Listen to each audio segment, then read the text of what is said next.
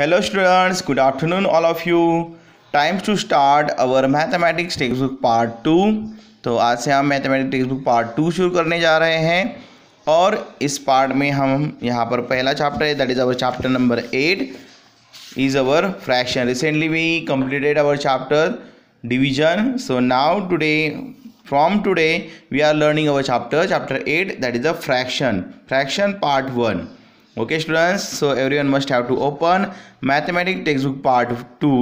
Also write your name and school name, also roll number over here, and then open our page number 1, that is the fraction. तो fraction के बारे में बहुत सारी बातें आपने पिछले साल भी सीखी है. तो पहला ही हमारी कंसेप्ट है कि इक्विवेलेंट फ्रैक्शन फिर क्या होता है. Concept 8.1 equivalent fraction.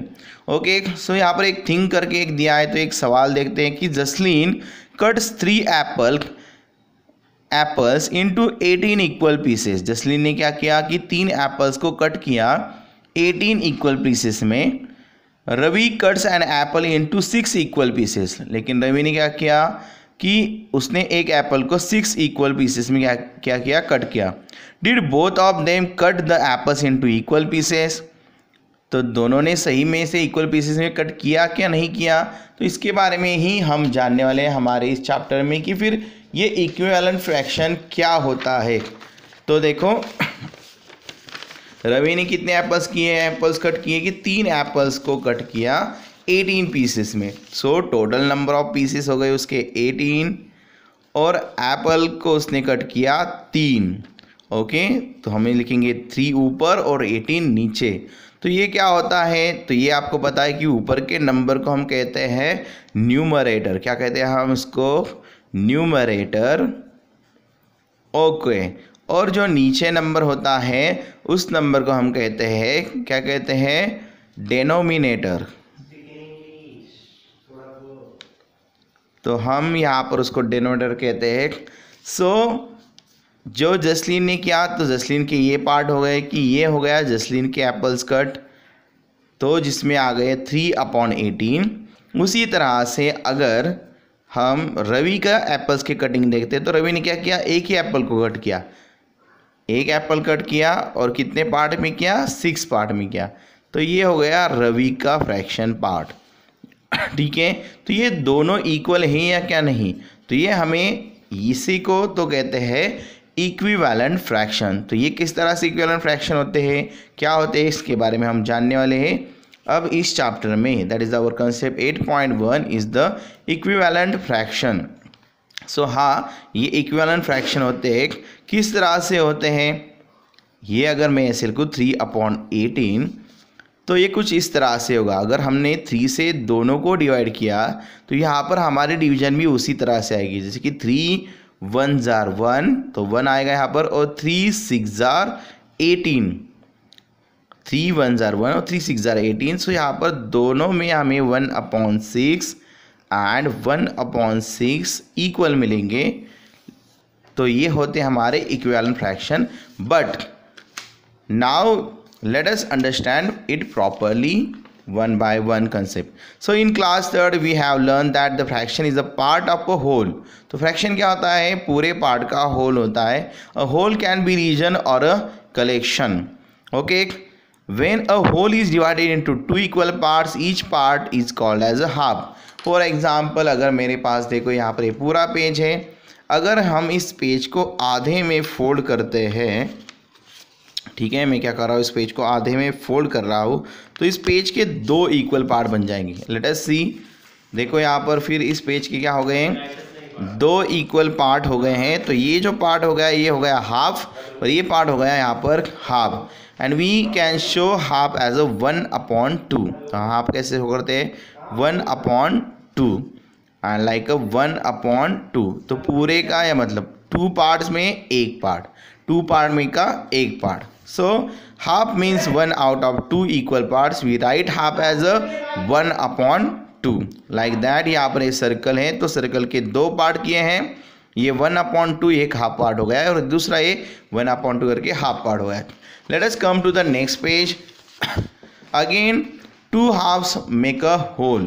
उसी तरह से अगर दो हाफ्स हम कंबाइन कर दे तो हमारा पूरा कंप्लीट एक हो जाता है। तो यही होगा यहाँ पर कि हमने ये दो पेपर के जो पार्ट लिए, अगर दोनों को हमने साथ में ले लिया तो ये हमारा पूरा क्या हो जाता है, एक कंप्लीट होल पेपर बन जाएगा। Okay, so now numbers of the form numerator and denominator are called fractions. तो जो ऐसे नंबर्स होते हैं जो किस फॉर्म में होते हैं, न्यूमरेटर और डिनोमिनेटर के, तो ऐसे नंबर्स को हम क्या कहते हैं, ऐसे नंबर्स को हम कहते हैं फ्रैक्शंस। फॉर एग्जाम्पल जैसे कि आपको कभी कभी ऐसे नंबर्स दिखाई देते होंगे 3/4। तो देखो यहाँ पर नंबर में क्या है, ऊपर एक नंबर है, नीचे एक नंबर है, बीच में एक लाइन है। तो ऐसे वाले नंबर को हम क्या कहते हैं, फ्रैक्शन कहते हैं। इसमें ऊपर के नंबर को हम कहते हैं न्यूमरेटर और नीचे के नंबर को कहते हैं हम डेनोमिनेटर। क्या कहते हैं हम इसको, denominator. Okay, so the total number of equal part into which a whole is divided is called the denominator. तो यहाँ पर जो टोटल नंबर ऑफ पार्ट्स होते हैं उसको हम क्या कहते हैं, डेनोमिनेटर कहते हैं। फॉर एग्जाम्पल अगर मैं क्या करता हूँ, इस पेपर के 4 इक्वल पार्ट बनाता हूँ, ठीक है, इस इक्वल के क्या करता हूँ मैं, 4 इक्वल पार्ट बनाता हूँ। तो देखो इस पेपर के हो गए ये 4 पार्ट, जैसे कि आप कह सकते हो कि ये ऐसे और ये ऐसे करके यहाँ पर हो गए 4 पार्ट्स। तो ये जो एक पार्ट हो जाता है उसका, तो ये एक पार्ट बन जाता है। ये है हमारा सेकेंड पार्ट,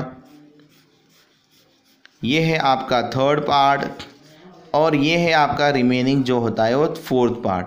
तो ये 1 2 3 4 that the total number of part, इसे कहते हैं हम डेनोमिनेटर। तो हम अगर एक पार्ट को डेनोमिनेट करना, रिप्रेजेंट करना चाहते हैं तो हम उसको कैसे लिखते हैं, 1/4। इसका अर्थ ये हुआ कि ये 1 2 3 4 पार्ट में से ये एक पार्ट है, ठीक है, ये क्या है, पहला पार्ट है, ठीक है। तो उसी तरह से so the total number of equal parts into which a whole is divided is called the denominator.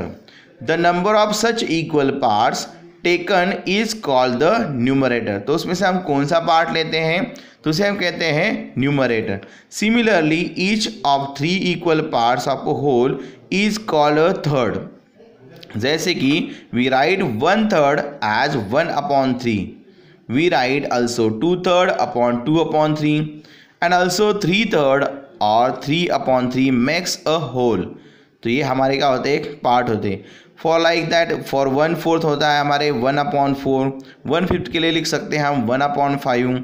So each of 4 equal parts of a whole is called a fourth और a quarter written as 1/4।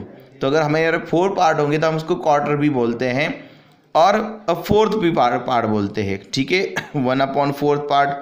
So 2 such equal parts are called 2/4 and 3 equal parts are called as a 3/4, written as 2/4 and the 3/4 respectively. 4 quarters makes a whole. 2 halves, 3/3, 4/4, 5/5, 10/10 make a whole. So we write a whole as 2/2, 3/3, 4/4, 5/5, 10/10 and so on. For example, चलो इसके लिए example हम study करते हैं कि चलो ये देखो, अब यहाँ पर अगर ये है तो ये मेरा पूरा होल है, तो ये कंप्लीट एक 1 पार्ट है। अगर इसके मैं 2 पार्ट करता हूँ तो हर एक पार्ट के लिए हमारे हाफ पार्ट हो जाएंगे। इसको कहते हैं हम हाफ, 1/2 और 1/2। इसको लिखते हुए कैसे लिख सकते हैं हम, yes we can write it as a 1/2 and the 1/2। So इसको हम लिखते हुए ऐसे लिखते कि 1/2 एंड 1/2, ठीक है। अगर उसी पार्ट को मैं 4th में डिवाइड करता हूँ तो यहाँ पर ये 4 पार्ट हो जाएंगे। सो यहाँ पर ये हो जाएंगे, देखो ये 1 2 3 4, तो ये 1/4, 2 ये आधा, ये और ये कंबाइन करके 2/4, ये मिल गया है तो 3/4, और ये पूरा मिल गया है तो 4/4। तो इसमें से अगर ये सारे के सारे पार्ट हो जाते हैं तो इसमें हर एक पार्ट कितना होता है हमारा, 1/4। तो ये 4th कहते हैं हम, 1/4। अगर उसको ही मैं और भी क्या करता हूँ, फोल्ड करता हूँ तो और मेरे कुछ पार्ट बन जाएंगे यहाँ पर। चलो और अगर मैं एक 4 लगाता हूँ बीच में से तो इसमें बहुत सारे पार्ट यहाँ पर इंक्रीज हो जाते हैं whenever you open it. So देखो यहाँ पर बहुत सारे पार्ट हो गए, देखो ये 1 2 3 4 5 6 7 और 8, तो 1/8 हो गए यहाँ पर ही। तो एक एक पार्ट को 1/8 कह सकते हैं हम। अगर ये और ये पार्ट कंबाइन किया तो 2/8 आएगा, ये और ये कंबाइन किया और चारों किए तो हमारे आएंगे 4/8 आएंगे, 5th किया 6 किया, तो ये वाली बात होती है यहाँ पर। तो ऐसे आपने फ्रैक्शन के बारे में जाना होगा कि फ्रैक्शन में हमारे होल के ही क्या होते हैं, पार्ट्स होते हैं। सो नाउ ऐसे फिर इक्विवेलेंट फ्रैक्शन किसे कहते हैं। So let us learn fraction that denote the same part of a whole are called equivalent fraction. तो जो फ्रैक्शन क्या करते हैं कि सेम पार्ट ही क्या करते हैं, होल के डेनोट करते हैं, तो उनको हम क्या कह सकते हैं, we can call it as a equivalent fraction. फिर इक्विवेलेंट फ्रैक्शन होता क्या है, let us now understand what equivalent fraction are. So यहाँ पर चलो एक एग्जांपल्स दिया है, देखो तो यहाँ पर अगर हम देखेंगे कि suppose there are 1 bar of a chocolate with Ram and Raj as each. देखो राम और राज हैं और उनके पास एक एक चॉकलेट है, तो यहाँ पर आप चॉकलेट देख सकते हो उसमें। तो यहाँ पर देखो Ram Yeats 1/5 of the chocolate, तो देखो 1 2 3 4 5, तो राम ने क्या किया, उसमें से 1 बाइट जो कट किया, तो पूरे चॉकलेट में से वो 5 पार्ट में से एक था, इसलिए वो 1/5 चॉकलेट ने उसने, मतलब ये एक टुकड़ा उसने क्या किया, खा लिया। Then the piece of chocolate he get is, तो ये मिलेगा उसको, एक 1 पीस मिलेगा। But Raj eats 2/10 of the chocolate, तो लेकिन राज ने क्या किया कि 2/10 में इसने ये किया। तो आप कहोगे राज के जो चॉकलेट है उसके तो 5 पार्ट्स हैं, 1 2 3 4 5, लेकिन फिर अगर हम इसके भी आधे आधे पार्ट बना देते हैं तो ये पूरा बन जाएंगे, इसके 10 पार्ट बन जाएंगे। तो उसमें से 2 पार्ट उसने खा लिए, तो चलो हम आधे आधे पार्ट बना देते उसके।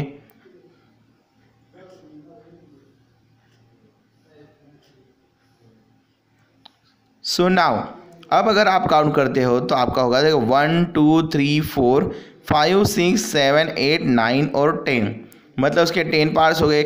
और फिर भी अगर 2/10, तो इसमें से अगर वो 2 पार्ट खाता है, कौन, राज, तो यहाँ पर उसका भी पार्ट क्या होगा, उतना ही होगा। मतलब इसका अर्थ ये हुआ कि 1/5 और 2/10 ये होल में से सेम पार्ट क्या करते हैं, डेनोट करते हैं, रिप्रेजेंट करते हैं। जैसे कि राम का भी एक ही चॉकलेट का बाइट आएगा और राज का भी अगर 2/10 लिया तो एक ही चॉकलेट का क्या आएगा, बाइट आएगा, जो कि सेम साइज का और सेम होगा। So that we call as, so 1/5 and 2/10 is called as a equivalent fraction.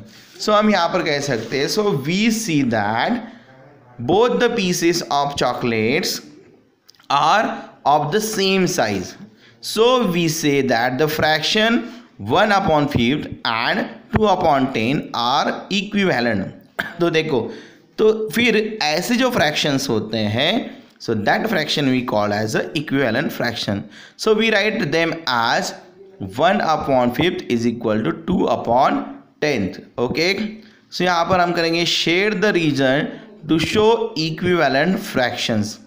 तो यहाँ पर हमें एक इक्विवेलेंट फ्रैक्शन क्या करने हैं, शेड करने हैं उस तरह से। तो देखो यहाँ पर ए में हमें दिया है, क्या दिया है ए में, कि 1/3 एंड 2/6 करना है। तो सॉल्यूशन में देखो उन्होंने क्या किया है, यस पहले में क्या किया है 1 2 3, तो 3 पार्ट में से हमें 1 पार्ट को क्या करना है, शेड करना है। तो 3 पार्ट ये पहले स्ट्रिप के बनाए गए, उसमें से एक पार्ट क्या किया है, यहाँ पर शेड किया है। उसी तरह से सेम थिंग की यहाँ पर, अगर हम उसी स्ट्रिप के कितने 6 पार्ट करते हैं, 1 2 3 4 5 6, और उसमें से भी 2 पार्ट्स क्या करते हैं हम यहाँ पर शेड करते हैं। तो देखो दोनों पार्ट क्या दिख रहा है आपको, इक्वल दिखाई दे रहे हैं। दैट मीन्स 1/3 एंड 2/6 आपके क्या होंगे, it is your equivalent fraction. So you can see that 1/3 and 2/6 is your equivalent fraction. तो ये क्या कह सकते हैं हम इसको, equivalent fraction. Similarly B1 example में देखो क्या किया है 1/4 और 2/8। तो हमें देखो पूरे होल में 4 पार्ट करने हैं, उसमें से 1 शेड करना है।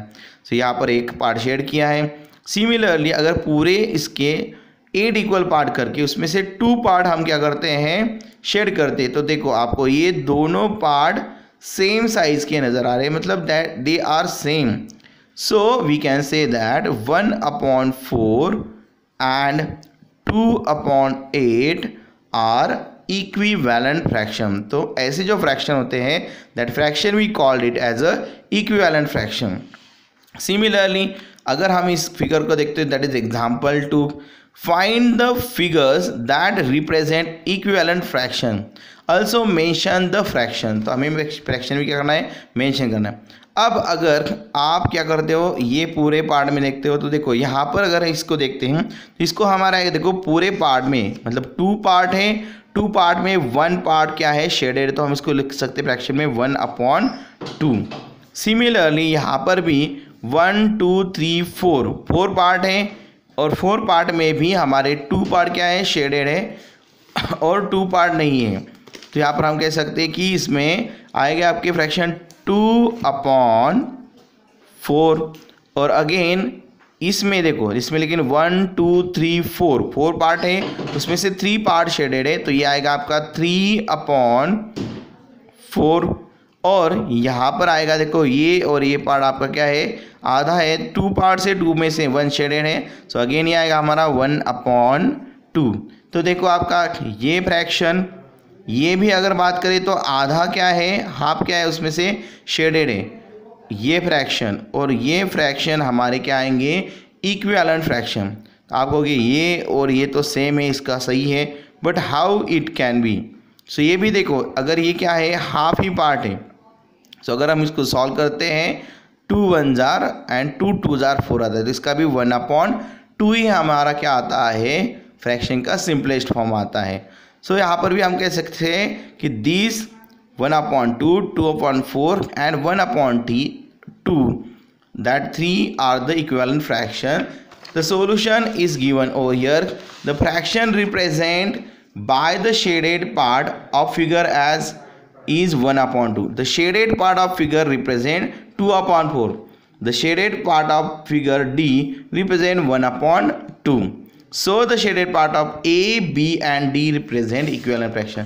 तो इसमें से हमारे कौन कौन सी equivalent fraction शो कर रिप्रेजेंट कर रहे हैं, that is A, B and D। क्यों इक्विवेलेंट फ्रैक्शन है ये, देखो ये भी पूरे में से आधा ही दिखा रहा है, ये भी पूरे में से आधा ही दिखा रहा है, शेड सामने सामने किया है लेकिन आधा पार्ट ही दिखा रहा है, और ये भी पूरे में से आधा दिखा है, लेकिन इस फिगर में पूरे में से आधा नहीं, उससे ज़्यादा दिखाया गया है, दैट इज 3 दिखाए गए, 3 पार्ट दिखाए गए हैं 4th में से। सो ये हमारा इक्विवेलेंट फ्रैक्शन में नहीं आएगा, बट 1 फिगर ए, बी और डी हमारे आएंगे इक्विवेलेंट फ्रैक्शन में। So students, today we learn about equivalent fraction. So similarly, one worksheet for equivalent fraction I am going to send you, that you must have to solve in your mathematics notebook. Also I hope so whatever study I have given to you, you are going to complete in your mathematics notebook। और आप complete कर रहे हो, ये अच्छी बात है, लेकिन आपकी नोटबुक आपको अच्छे से मैथ्स की कंप्लीट रखनी है, पूरी रखनी। जितना भी होमवर्क दिया जाए आपको परफेक्टली पूरा करना है आपके मैथमेटिक्स के नोटबुक में, because everyone mathematics notebooks are going to check out here in school. Okay students, so take care, bye bye for now.